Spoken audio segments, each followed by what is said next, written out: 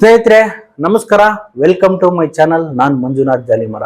ದಾವಣಗೆರೆಯಲ್ಲಿ ಶಾಮನೂರ್ ಶಿವಶಂಕರಪ್ಪರು ನಿಧನ ಆದ ನಂತರ ಬೈ ಎಲೆಕ್ಷನ್ ಸ್ಟಾರ್ಟ್ ಆಗಿದೆ. ಅಲ್ಲಿ ಏನು ಮುಂದಿನ ತಿಂಗಳು 9ನೇ ತಾರೀಕಲ್ಲಿ ಎಲೆಕ್ಷನ್ ಇದೆ. ಅಲ್ಲಿ ಮುಸ್ಲಿಂ ಓಟ್ಗಳು ಜಾಸ್ತಿ ಇದಾವೆ. 56,000ದಿಂದ 60,000 ಓಟ್ಗಳಿದಾವೆ. ಏನು ದಾವಣಗೆರೆ ದಕ್ಷಿಣ ಏನು ಇದೆಯಲ್ಲ, ಅದು ಮೊದಲಿಂದ ಶಾಮನೂರ್ ಶಿವಶಂಕರಪ್ಪನವರು ಅಲ್ಲೇ ನಿಂತ್ಕೊಂತ ಇದ್ರು. ಅಲ್ಲಿನ ಜನ ಕೂಡ ಸಪೋರ್ಟ್ ಮಾಡ್ತಾ ಇದ್ರು. ಮೊದ್ಲು ಶಾಮನೂರ್ ಶಿವಶಂಕರಪ್ಪನವರು ನಾವು ಏನಾದ್ರು ಇನ್ ಕೇಸ್ ಏನಾದ್ರು ನನಗೆ ತೊಂದರೆ ಆಗಿ ಏನಾದ್ರು ಡೆತ್ ಆದ ನಂತರ ಮುಸ್ಲಿಂ ಕಮ್ಯುನಿಟಿಗೆ ಟಿಕೆಟ್ ಕೊಟ್ಟವ್ರು ಗೆಲ್ಸ್ಕೊಂಡ್ ಬರ್ತಾರೆ ನಮ್ಮ ಫ್ಯಾಮಿಲಿ ಅಂತ ಹೇಳಿದ್ರು. ಅದ್ಯಾವುದು ಇಲ್ಲಿ ನಡೆದಿಲ್ಲ. ಕಳೆದ 25 ವರ್ಷದಿಂದ ಕುಟುಂಬ ರಾಜಕಾರಣ ನಡೆದಿದೆ. ನಾನು ಅದೇ ಏರಿಯಾದಿಂದ ಬೆಳೆದು ಬಂದವನು. ನಾನು ಏನು 1 to ಡಿಗ್ರಿ ಏನು ಮುಗಿಸಿದ್ದೀನಿ ಅದೇ ದಾವಣಗೆರೆಯಲ್ಲೇ ಮುಗಿಸಿದ್ದೀನಿ. ನನಗೆ ಗೊತ್ತಿದ್ದಂಗೆ ಯಾವುದೇ ಕಾರಣಕ್ಕೂ ಅಲ್ಲಿ ಒಂದು ಕೈಗಾರಿಕೆ ಇಲ್ಲ, ಯಾವುದೇ ಡೆವಲಪ್ಮೆಂಟ್ ಇಲ್ಲ.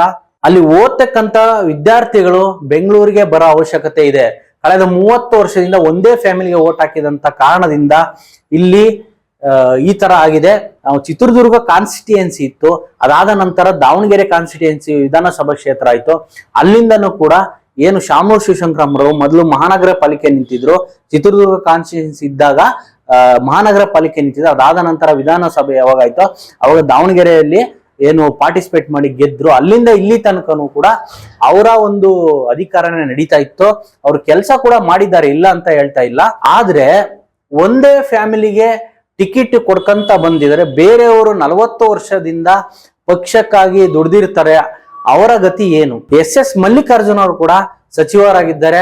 ತನ್ನ ಹೆಂಡತಿ ಕೂಡ MP ಆಗಿದ್ದಾರೆ. ಅದಾದ ನಂತರ ಇವಾಗ ಏನು ಸಮರ್ಥ್ಗೆ ಏನು ಟಿಕೆಟ್ ಕೊಟ್ಟಿದ್ದಾರೆ ಕಾಂಗ್ರೆಸ್ ಕಡೆಯಿಂದ.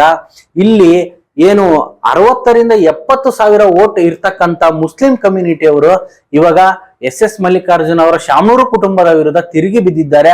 ಯಾಕಂದ್ರೆ ಶಾಮನೂರು ಅಜ್ಜನವರು ಮೊದಲೇ ಹೇಳಿದ್ರು, ನನ್ನ ನಂತರ ಇಲ್ಲಿ ಮುಸ್ಲಿಂ ಕಮ್ಯುನಿಟಿ ಅವರಿಗೆ ಲೀಡರ್ ಆಗಿ ಬೆಳೆಸ್ತೀವಿ, ನಿಮ್ಮನ್ನೇ ಗೆಲ್ಸ್ಕೊಂಡ್ ಬರ್ತೀವಿ ಅಂತ ಹೇಳಿದ್ರು. ಅದ್ಯಾವುದು ಕೂಡ ಆಗಿಲ್ಲ. ನಾನು ಕೂಡ ದಾವಣಗೆರೆಯಲ್ಲೇ ಓದಿರ್ತಕ್ಕಂಥವನು. ಅಲ್ಲಿ ಏನು ಡೆವಲಪ್ಮೆಂಟ್ ಇಲ್ಲ. ನನಗೆ ಅನ್ಸಿದ ಮಟ್ಟಿಗೆ ಒಂದು ಕೈಗಾರಿಕಾ ಪ್ರದೇಶ ಇಲ್ಲ. ಅಲ್ಲಿ ರಾಮನಗರ ಕೈಗಾರಿಕೆ ಅಂತ ಇದೆ, ಅಲ್ಲೂ ಏನ್ ಅಂತ ಕಂಪನೀಸ್ಗಳಿಲ್ಲ. ಅಲ್ಲಿ ಡಿಗ್ರಿ ಓದ್ತಕ್ಕಂಥ ಹುಡುಗರು ಬೆಂಗಳೂರು ಅವಲಂಬಿತರಾಗಿದ್ದಾರೆ. ಅಲ್ಲಿ ಯಾವುದೇ ಒಂದು ಜಾಬ್ಸ್ ಗಳಿಲ್ಲ.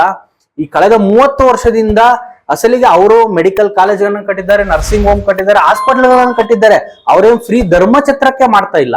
ಅದು ನೀವು ತಿಳ್ಕೋಬೇಕು. ಅವ್ರು ನಿಮ್ಗೆ ಫ್ರೀ ಯಾರು ಕೊಡ್ತಿದಾರಪ್ಪ? ಅಲ್ಲಿ ಡೆವಲಪ್ಮೆಂಟ್ ಏನಾಗಿದ್ರೆ ಕಮೆಂಟ್ಸ್ ಬಾಕ್ಸ್ ಅಲ್ಲಿ ತಿಳಿಸಿ. ನನಗೆ ಗೊತ್ತಿರ್ತಕ್ಕಂಥದ್ದು ಅಲ್ಲಿ ಡೆವಲಪ್ಮೆಂಟ್ ಏನೂ ಆಗಿಲ್ಲ.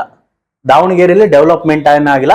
ಬಿಜೆಪಿಯಲ್ಲೂ ಸ್ವತಃ ಶಾಮನೂರ್ ಅವರ ಮಾವನೇ ಇರೋದಲ್ಲಿ ಯಾರು? ಸಿದ್ದೇಶ್ವರ್ ಅವರು ಸ್ವಂತ ಮಾವನೇ. ಅವರು ತಪ್ಪಿದ್ರೆ ಇವರು ತಪ್ಪಿದ್ರೆ ಅವರು ಬರ್ತಾ ಇದ್ರೆ ಒಂದೇ ಫ್ಯಾಮಿಲಿನೇ ಇಲ್ಲಿ ಅಧಿಕಾರ ವಹಿಸ್ತಕ್ಕಂಥದ್ದು ಎಷ್ಟು ನ್ಯಾಯ? ಇದರಿಂದ ಇವಾಗೇನು ದಾವಣಗೆರೆ ದಕ್ಷಿಣ ಏನಿದೆ, ಏನು ಸಾದಿಕ್ ಪೈಲ್ವಾನ್ ಏನಿದ್ರೆ ಅವರು ಇವಾಗ ಪಕ್ಷಾಂತರವಾಗಿ ನಿಲ್ತಾ ಇದ್ದಾರೆ. TPI ಇಂದ ಅಪ್ಸರ್ ಕೂಡ್ಲಿಪೇಟೆ ಅನ್ನೋ ವ್ಯಕ್ತಿ ನಿಲ್ತಾ ಇದ್ದಾರೆ. ಅದಾದ ನಂತರ ಏನು OIC ಪಕ್ಷ ಇದೆ, ಅಲ್ಲೂ ಕೂಡ ಪಾರ್ಟಿಸಿಪೇಟ್ ಮಾಡ್ತಾ ಇದ್ದಾರೆ. ಇಲ್ಲಿ ಓಟ್ಗಳು ಡಿವೈಡ್ ಆಗೋದ್ರಲ್ಲಿ ಯಾವುದೇ ಸಂಶಯವಿಲ್ಲ. ಈ ಸರಿ ಸಮರ್ಥ ಅವರು ಗೆಲ್ಲುವುದು ಅಷ್ಟು ಸುಲಭವಿಲ್ಲ. ಯಾಕೆಂತಂದ್ರೆ ನಾನು ಅದೇ ಏರಿಯಾದಿಂದ ಬಂದವನು. ದೇವರಾಜ ಸುಬರ್ಣೆ, ವಂಡಗರ್ ಸರ್ಕಲ್, ಗಾಂಧಿನಗರ, ಆಜಾದ್ ನಗರ ಇದನ್ನೆಲ್ಲ ನೋಡಿ ಬೆಳೆದಿರ್ತಕ್ಕಂಥನು. ಯಾವುದೇ ಕಾರಣಕ್ಕೂ ಡೆವಲಪ್ ಇಲ್ಲ. SM ಕೃಷ್ಣ ಕಾಲದಲ್ಲಿ ಏನು 5,000 ಮನೆಗಳನ್ನು ಕೊಟ್ಟರು, ಅದನ್ನು ಬಿಟ್ರೆ ಅದಾದ ನಂತರ ಯಾವುದೂ ಕೂಡ ಡೆವಲಪ್ ಆಗಿಲ್ಲ. ಅವರ ಫ್ಯಾಮಿಲಿಗೆ ಮಾಡ್ಕೊಂಡ್ರು. ಏನು ಶುಗರ್ ಫ್ಯಾಕ್ಟ್ರಿಗಳಂತೆ, ಇನ್ನೊಂದು ಅಷ್ಟು ಕಂಪನಿಗಳಂತೆ, ಹಾಸ್ಪಿಟಲ್ಗಳು ಕಟ್ಸಿದ್ರು. ಯಾವುದೇ ಧರ್ಮಛತ್ರಕ್ಕೆ ಏನ್ ಮಾಡ್ತಿಲ್ಲ ಸ್ವಾಮಿ ಅವರು. ಅವ್ರು ಎಲ್ಲದಕ್ಕೂ ಫೀಸ್ ಪಡಿತಾ ಇದ್ದಾರೆ. ನೀವು ಹೋಗಿ ಚೆಕ್ ಮಾಡಬಹುದು. ಏನು ಪ್ರಭಾ ಮಲ್ಲಿಕಾರ್ಜುನ್ ಅವ್ರು ಏನಿದ್ದಾರೆ MP, ಇವರು ದೀಪತ್ತಿನ ವಿವಾದ ಒಂದು ಆಯ್ತಲ್ಲ ತಮಿಳ್ನಾಡಲ್ಲಿ, ದೀಪ ಹಚ್ಚುವುದಕ್ಕೇನೆ ಕೋರ್ಟಿಂದ ಪರ್ಮಿಷನ್ ತಂದ್ಬಿಟ್ಟು ದೀಪ ಹಚ್ಬೇಕಂತ ಹೇಳಿದ್ರಲ್ಲ, ಅದನ್ನ ದೀಪ ಹಚ್ಚಬಾರ್ದು ಅಂತ ಸೈನ್ ಹಾಕಿದ್ದು ಕೂಡ ಇದೇ ಪ್ರಭಾ ಮಲ್ಲಿಕಾರ್ಜುನ ಅವರೇ. ಇವಾಗ ದಾವಣಗೆರೆ ಜನರಿಗೆ ಒಂದು ಟೈಮ್ ಬಂದಿದೆ, ಇವ್ರಿಗೆಲ್ಲ ಪಾಠ ಕಲಿಸಲು ಒಂದು ಟೈಮ್ ಬಂದಿದೆ. ಅದೆಲ್ಲ ನಿಮಗೆ ಬಿಟ್ಟಿದ್ದು. ಕುಟುಂಬದ ರಾಜಕಾರಣ ವಿರುದ್ಧ ಪ್ರಜಾಪ್ರಭುತ್ವ ಗೆಲ್ಬೇಕು ಇಲ್ಲಿ. ಯಾಕೆಂತಂದ್ರೆ ಮೊದ್ಲಿಂದನೂ ಅಧಿಕಾರ 30 ವರ್ಷ ಆಡಳಿತ ಕೊಟ್ಟಿದ್ದೀರಿ. ಇವಾಗ ಹೊಸಬರಿಗೆ ಚಾನ್ಸ್ ಕೊಡಿ. ನನ್ಗೆ ಇದೇ ಪಕ್ಷ ಗೆಲ್ಲಿಬೇಕು, ಆ ಪಕ್ಷ ಗೆಲ್ಲಿಬೇಕು ಅಂತ ಏನಿಲ್ಲ. ಒಳ್ಳೆ ವ್ಯಕ್ತಿಗೆ, ನಿಮಗೆ ಕೆಲಸ ಮಾಡತಕ್ಕಂತ ವ್ಯಕ್ತಿಗೆ ನೀವು ಹೋಗಿ ಏನಾದ್ರು ಕೆಲಸ ಬೇಕು ಅಂತ ಕೇಳಿದಾಗ ಅವರು ರೆಸ್ಪಾಂಡ್ ಮಾಡುವಂತ ವ್ಯಕ್ತಿಗೆ ಓಟ್ ಹಾಕಿ. ನಾನು ಯಾವುದೇ ಪಕ್ಷದ ಪರವಾಗಿ ಮಾತಾಡ್ತಾ ಇಲ್ಲ. ಇಲ್ಲಿ ವ್ಯಕ್ತಿಯಾಗಿ, ಜನಸಾಮಾನ್ಯನಾಗಿ, ದಾವಣಗೆರೆ ಅನ್ನ ನೀರು ಊಟ ಮಾಡದಂತ ವ್ಯಕ್ತಿಯಾಗಿ ಮಾತಾಡ್ತಾ ಇದ್ದೀನಿ. ಏನು ನೋಡೋಣ, ಬರ ತಿಂಗಳು 9ನೇ ತಾರೀಕು ಎಲೆಕ್ಷನ್ ಇದೆ. ಅದಾದ ನಂತರ ಒಂದು 15 ದಿನಗಳ ಒಳಗೆ ರಿಸಲ್ಟ್ ಬರುತ್ತೆ.